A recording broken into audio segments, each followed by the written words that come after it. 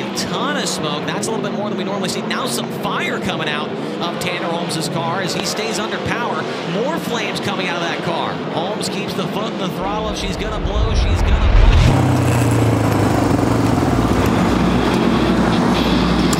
All right. Time to get in the suit. About to witness history here tonight, Chico.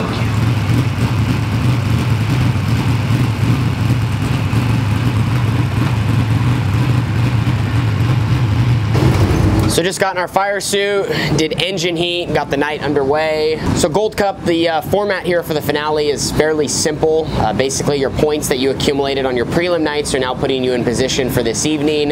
So we're gonna have a hot lap session here in just a minute, get a chance to kind of burn the racetrack in, get the surface ready to roll. It's typically pretty greasy here at the beginning of the night, so we're gonna need all the laps that we can get so the racing surface is ready, because we have our heat races, which is what's gonna basically set up the whole entire alphabet soup. So I think we ended up about 39th in points out of 68 cars. So we're gonna be starting 9th in our heat race, no qualifying, go out there, hot lap, like I said, burn the track in, and then we'll have that heat race. Every spot you move forward in the heat race, you start better in the alphabet soup. If you go backwards, you start worse, and that will set up the D, the C, the B main event. The top 4 out of the heats will transfer directly into the show, and the winner will go to the dash.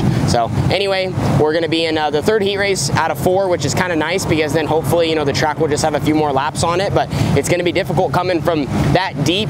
But at the same time, if we can get our race car a little better, we made some changes from our prelim night, just trying all we can throw at it to you know, make the 18T a faster race car around some of these smaller racetracks that can be so tricky.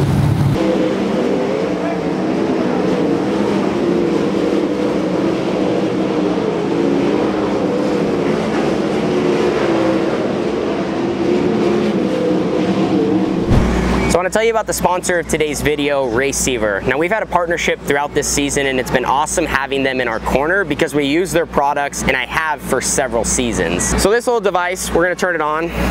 So we're on channel 1288, but we can switch the channel, switch the volume. It's all adjustable, but us drivers wear this in the cockpit, so the officials, the flagman, anyone of importance that's trying to run the show can speak to us for the lineup, when someone needs to be black flagged, or when there's a hazard on track we need to slow down and speed up. And this kind of eliminates downtime so we can run a good show. The fans get to see excitement. We all make it home at a decent time, and it helps the dirt racing world, you know, move in a circle. So Raceiver is a big component of that. They're a supporter of our team, so you guys can check them out at the link at the top of the description. It's even an awesome tool as a fan to have, because you get to see the behind the scenes and everything that happens that you don't always see when you're just watching normally from the grandstand. So check them out. Now it's time to get the night underway. So we got a chance to go out there and hot lap. It's pretty gnarly for this. They were hot lapping by heat race. Well, there's 14 cars in each heat. So there was 14 of us out there to hot lap. And man, that's it's hard to obviously just get a clean lap, but it's also a little scary as the racetrack's getting worked in. A lot of grip, even, you know, still some slime kind of bottom to top. As one lane kind of works in, like with how dirt racing works, so for example, if there's a lot of water at the bottom, as guys start running down there, they throw that water and that good material up the racetrack. So even if the top gets worked in, then guys start running the bottom, like it can all become slimy again as it's kind of intermitting and working around, and guys are running all over. But hopefully the racetrack continues to kind of get racier and racier. Right now it's just really, really fast, and I think if, you know, I mean, it's going to be harder to pass for these heat races. So obviously we would have liked to see a little bit more progress with the racetrack, but at this point it kind of is what it is. Luckily the sun's out, so that'll hopefully help, and we have 2 heats here before us. But my car felt solid for that little hot lap session that we got, and now we have to come from 9th in our heat race, try to finish in the top 4 to transfer into the night's A. But no matter what, just try to move forward. That's going to help us for later in the night.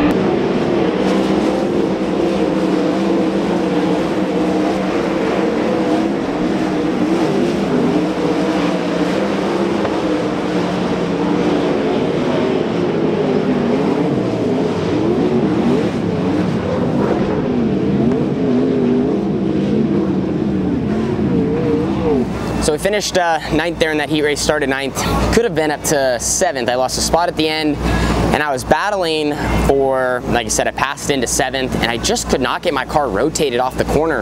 Kind of like tried to slide and carry momentum through 2 and lost that spot. We did gain 2 positions earlier too, because there was some incident 1 and 2. I haven't seen the replay, but I think Sunshine might have got upside down from it. So racetrack just, and you have to run low. It almost seemed like the groove kept moving down as the heat race was going, because like, you know, when we hot lapped, right, the whole racetrack was still like a little slimy, and then as the surface actually like delaminates and starts building up, like if everyone runs lower, it builds up lower. Does that make sense? Because the material doesn't shoot as far. So as guys ran the bottom, it just got thicker as you went higher up, and you just couldn't make it work. So just we honestly were just probably too tight there in the heat race. Like we were felt, you know, solid in hot laps, and then the racetrack almost got faster. I mean, they're still running in the 11-second bracket, so we just caught ourselves being a little too tight. Not sure what we're gonna do here now for the C. We start mid-pack somewhere. We just got to go see what the racetrack looks like. They still have to run the D. They have the D main event before us, but then we'll be into the C, so I don't think the track's going to be much different. We're just going to have to be free enough in traffic to try to pass cars. Superstore, easy truck accessories, shade door trucking, best tech truck works.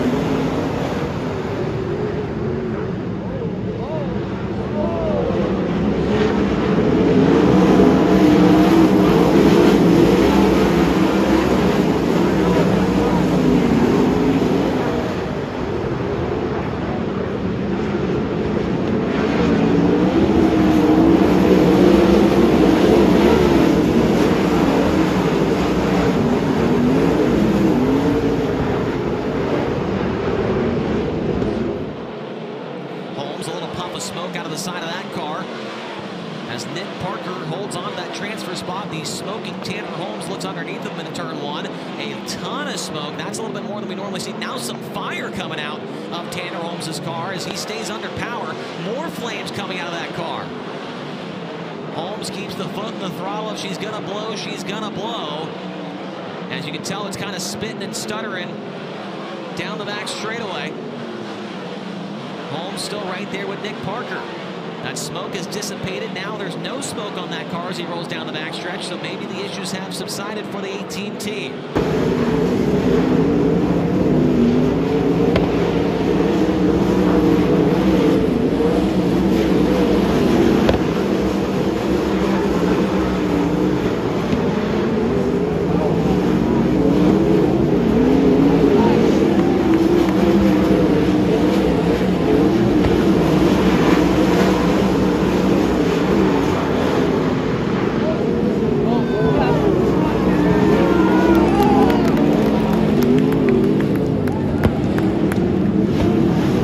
So a crazy turn of events there. We were literally on fire, smoking, and then ended up stealing the last transfer spot on the final corner. Now we're going to be rolling off from dead last in the B main event with only 4 transferring. Of course, we have a tall task ahead of us, but at least we have a chance. So quick turnaround, and now we're out for the B.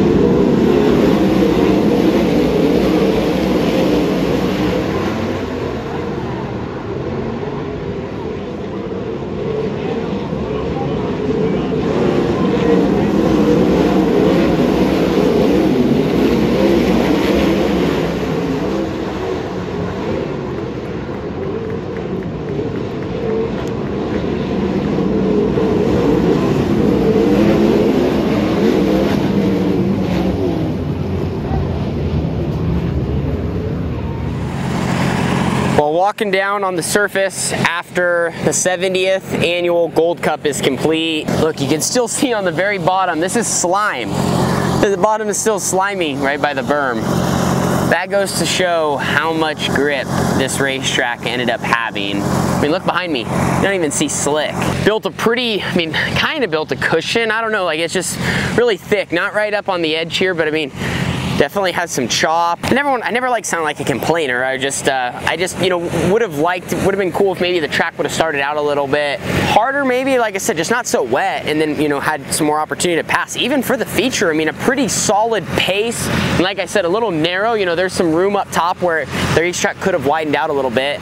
But yeah, we made it through the sea, caused a little bit of excitement, started 6th, finished 4th, made the pass for the final transfer off of 4, coming to the checkered. Also had a nice little fire for 2 or 3 laps with the oil coming out, getting on the headers, and didn't just smoke for a second, like it was smoked out the cockpit for probably 3 solid laps. One of those situations where it's like, all right, keep your foot on the throttle and keep going fast because, you know, kind of try to keep the fire out. As I say that, they're turning the lights off, but made it through the sea, started in the back of the V, actually passed a few cars, you know, was never close to a transfer spot, but felt the best I felt throughout the weekend and had a lot of positive forward momentum and was, you know, doing solid, and then went off the track in 1 and 2. Just got the curb wrong, followed a car, got, you know, messed up my entry, just made a mistake, and then, you know, kind of finished towards the back. But felt better in the C, felt better in the B, felt like we finally got our car free enough, we weren't so tight, weren't so bound up, and was actually making some laps around the track that felt, you know, felt more comfortable for me as a driver, and I could still attack the track even when it was so rugged and choppy and difficult. And with all that, we just got the car loaded in the trailer and all of our equipment tied down. We still got like 5 more nights of racing in the Northwest with high limits, so we only have like 1 day off tomorrow, then we head up to Oregon, then we head up to Washington, so plenty of races to go. Hopefully too, being a little bit closer to home, that will give me a chance to, you know, kind of get out of this, I mean, you know, you could call it slump, this rough patch. Had our speed in Knoxville, we've had a tough West Coast swing, and just, you know, between missing shows and tearing up a little bit of equipment and being in, you know, I would say some bad luck as well, just working on getting our package right and building some speed, and we just for the short track stuff, it just hasn't been good to us, and I haven't, you know, I don't know, it's just, it makes you just wonder sometimes. You're just shaking your head, and you just got to take it for what it's worth. You know, all these guys out here have been doing this so long, and I've been racing a long time as well, and you go, this is how it goes. I mean, literally, you know, you ask guys, you just have to keep on racing, you have to keep on trucking, and I know that maybe sounds corny sometimes and this and that, but I mean, that's really part of it. You literally just got to keep going. Guys will be on crazy high stretches, and you see guys on low, and hey, guess what? You always cross paths. So of course, wish we were in tonight's Gold Cup. Wish we would have had a better weekend. Glad the car's in one piece. Felt like kind of also been a theme, like as we've been running places, like by the end of the weekend, we're like, man, we learned so much, we made our car better, we did adjustments, like things felt happy. It's like, it would have been really nice if we could go back and restart, but I'm sure also, you know, the other 67 guys in the pit area that didn't win feel the same way. So thank you guys so much for watching. I appreciate you riding along with me through the journey, the highs and the lows, and yeah, just kind of being honest. I mean, yeah, like I said, these last 5 nights have been really tough. Even I feel like I haven't been as much wanting to do this and talk about stuff and be open about it, but it's also my job and it's what I've signed up for, and I'm happy to have you guys here. I want you to be informed even through the rough stuff, because remember, this is reality of dirt racing. Like you know, you see, for example, Corey Day. I mean, what he's doing is unbelievable, but like that is there's few talents out there like that, generational talents, and we're all working towards that, and there's like a lot of fast guys tonight, and he smoked them, and so I don't want to say that's not reality. I mean, obviously for him it is, and he's doing an amazing job. They got a great program, but like for a lot of us, you know, we're just working hard to build our programs, build on what we're doing, and we're running up against that. And like I said, I mean, him and, you know, your top 5 guys with high limit and the Outlaws, and these guys, they're insane. They're really good, and like I said, we just want to be one of them. We want to work towards that, and we want to have a program that can go up and tackle these guys and give ourselves a shot. And that's where the frustration comes in. It's like, man, like what are we not doing that we should be? What are we doing wrong? Like what do we need more of? Like I said, all these questions. And so with that, you know, just trying to go out there and then also drive and put on the best performance. And so yeah, anyway, so just so much, and been really working on that lately, and just trying to have a good mindset and clear my head and go out and just race and drive and figure out where we can be better and work on it as a team. So I got great partners behind me, great family, great fans, and I wouldn't be able to do it without you guys. So thank you all for supporting me again, and we will we'll tackle the Northwest next, and we have 5 nights of racing coming up. So thank you all. We'll see you in the next video. Deuces.